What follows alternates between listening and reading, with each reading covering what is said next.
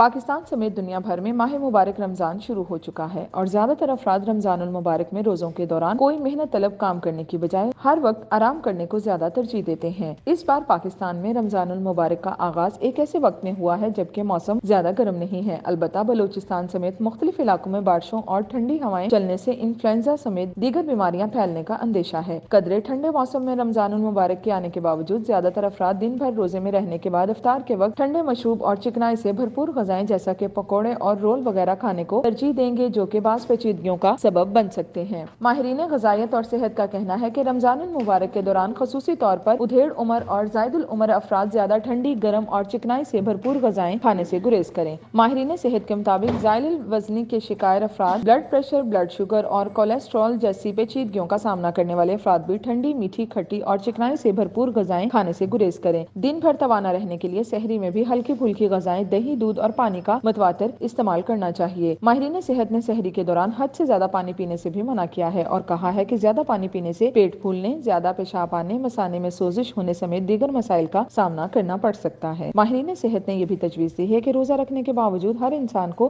صحت مند رہنے کے لیے معمول کے مطابق کام کرنا چاہیے۔ روزہ کسی طرح بھی توانائی میں کمی نہیں لاتا اور یہ خیال کرنا کہ روزے میں آرام کرنا چاہیے صحت کے لیے نقصان دہ ہو سکتا ہے۔ ماہرین صحت کے مطابق روزوں میں کوشش کرنی چاہیے کہ میٹھی اور چکنائی والی خوراک سے پرہیز کیا جائے، کیونکہ یہ کھانے نہ صرف انسانی میٹابولزم پر منفی اثرات ڈالتے ہیں بلکہ اس سے سر میں درد ہو سکتا ہے اور انسان تھکاوٹ محسوس کرتا ہے۔ ماہرین کہتے ہیں کہ روزہ کھولنے کے لیے کھجور، دہی اور پانی، تازہ پھلوں کا رس استعمال کرنا چاہیے۔ اس کے بعد 10 منٹ تک انتظار کرنے کے بعد ایسی خوراک لینی چاہیے جس میں معدنیات زیادہ ہوں۔